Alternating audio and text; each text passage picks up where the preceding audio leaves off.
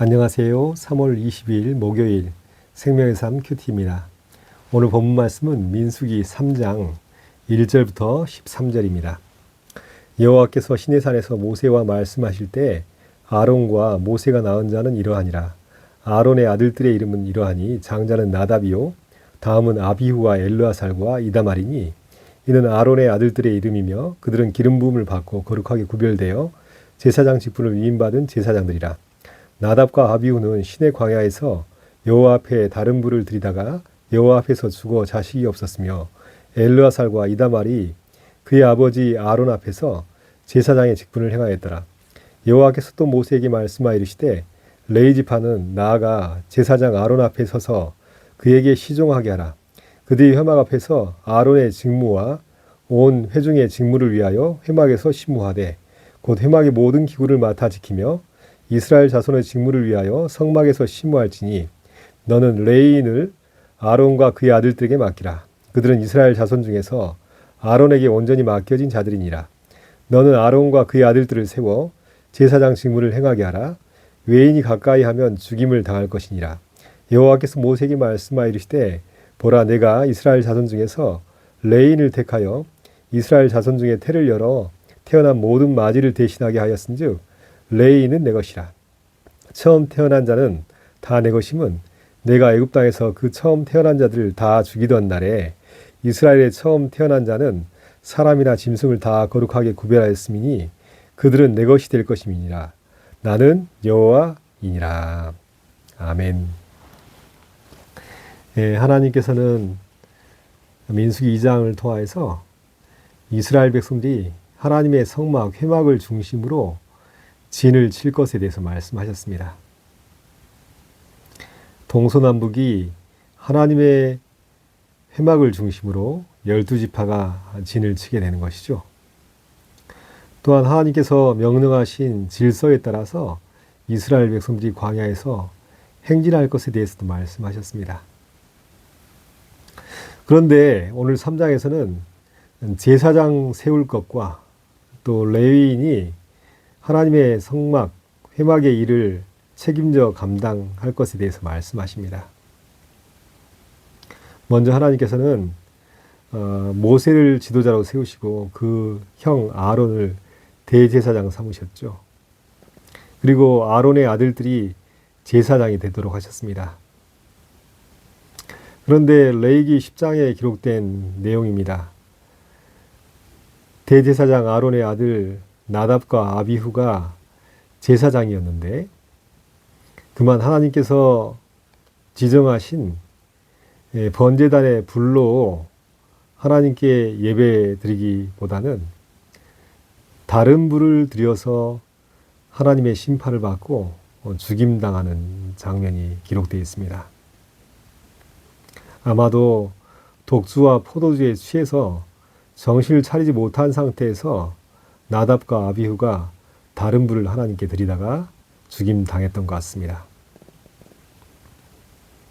그런데 하나님께서는 그 사건을 오늘 본문에서 언급하시면서 나답과 아비후가 자식이 없이 죽은 관계로 그 동생 엘르아살과 이다말이 제사장직을 맡을 것에 대해서 말씀하십니다. 다른 불을 들이다가 죽은 나답과 아비후를 언급하는 이유가 무엇일까 생각해 봤는데요. 하나님께서는 이스라엘 백성들의 중심에 있는 하나님의 성전, 성막, 또 하나님께 성막에서 예배드리는 것을 이스라엘 백성들의 근본적인 힘으로 삼으셨던 것 같습니다. 자동차와 비행기가 날아가기 위해서는 엔진에서 불꽃이 일어나서 추동력을 발휘하여서 자동차가 달리고 비행기가 날게 되죠. 하나님의 성전과 성막 그리고 그곳에서 드리는 예배는 마치 자동차와 비행기의 엔진과 같습니다. 사람의 몸에 비하면 심장입니다. 이 심장부에서 하나님께 예배드릴 때 하나님께서 내리신 불, 즉 하나님이 주시는 생명력과 하나님이 주시는 힘으로 이스라엘 백성들은 존재하며 또 행진하는 근본적인 힘으로 삼는 것, 이것이 하나님께서 원하시는 것입니다. 그러나 이것을 망각한 채 나답과 아비후는 다른 불을 하나님께 드리다가 심판당하고 죽임당했습니다.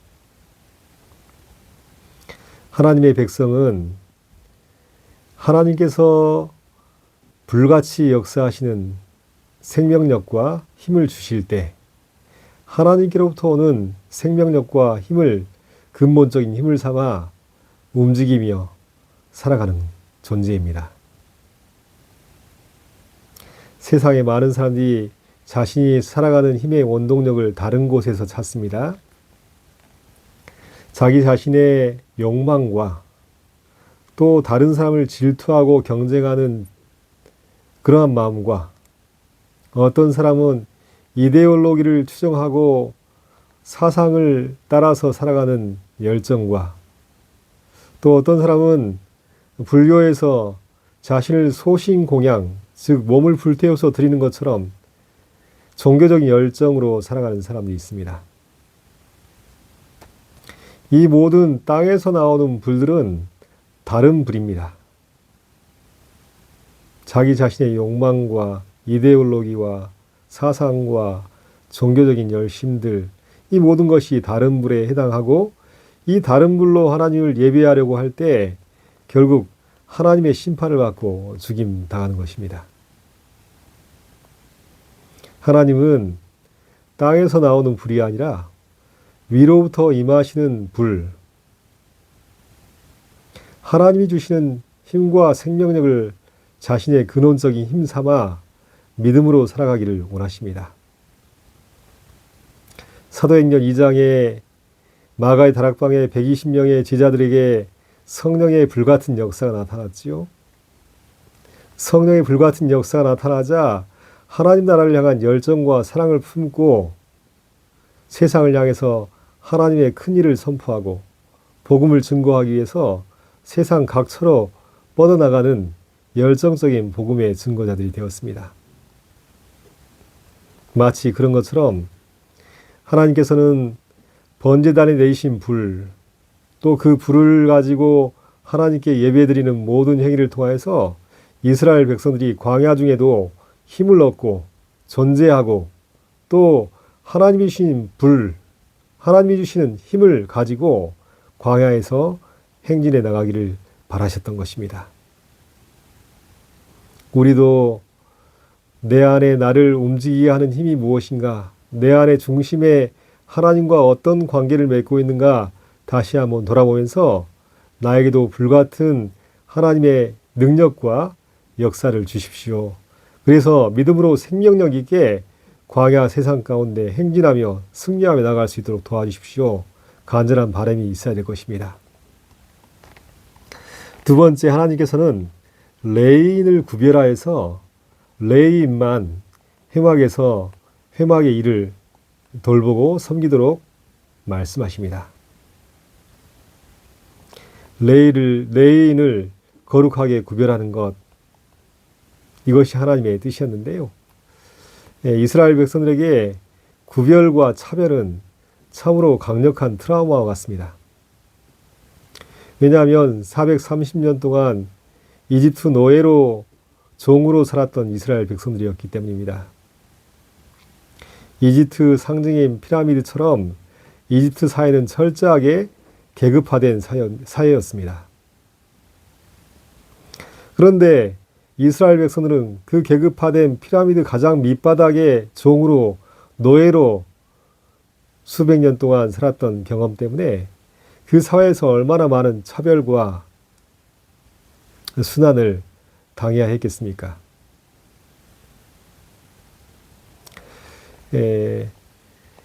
지금도 이러한 보이지 않는 계급 체계가 사회 속에서 그대로 존재하고 있는데요.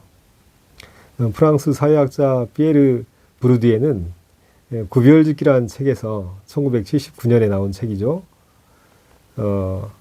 차별화된 세상, 또 구별화된 문화에 대해서 언급합니다.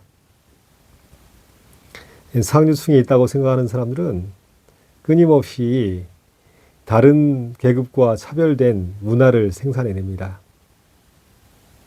상류층에 속한 사람들은 고급 문화를 향유하고 또 일반 사람들이 살 수 없는 명품을 소비하며 또 자신들만의 특유한 문화와 언어를 가지고 만족을 삼고 자랑을 삼고 스스로 상류 계급임을 뿌듯해하며 살아간다는 것입니다. 우리나라로 말하면 강남, 서울 강남의 문화가 있죠. 그들이 입고 다니는 명품 옷들과 또 그들이 다니는 학원과 또 그들의 문화 생활들, 다른 지역과 구별된 고급 문화, 또 값비싼 소비 문화를 형성하고 있습니다. 그렇게 하는 이유가 구별짓기, 차별이라는 이유 때문이라고 합니다.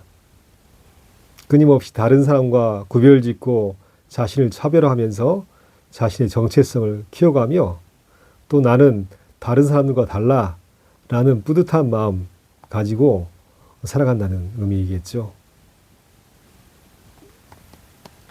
하여튼 구별짓기와 차별은 이스라엘 백성들에게 강력한 트라우마와 같지만 하나님께서 오늘 레인을 구별하여서 성막을 섬기게 하시는 것은 그 의미가 다른 의미입니다.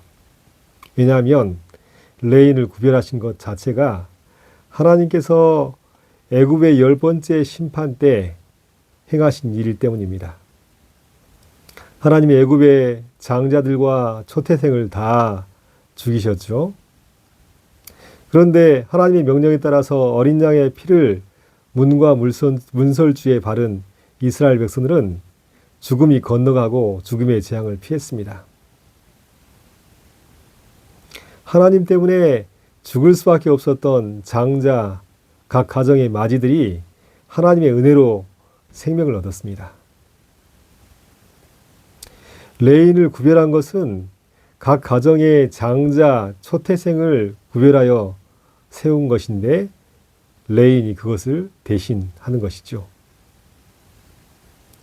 하나님은 레인을 구별하신 것은 그들에게 특권을 주기 위함이 아니라 오히려 레인들이 하나님의 성막에서 잘 섬기고 또한 레인들을 통해서 이스라엘 백성들을 잘 섬겨서 이스라엘 백성 모두가 하나님의 사랑 안에서 하나님과 바른 관계를 맺고 하나님의 말씀에 따라 순종하게 하도록 하시기 위해서 레인을 구별하여 세우셨던 것입니다.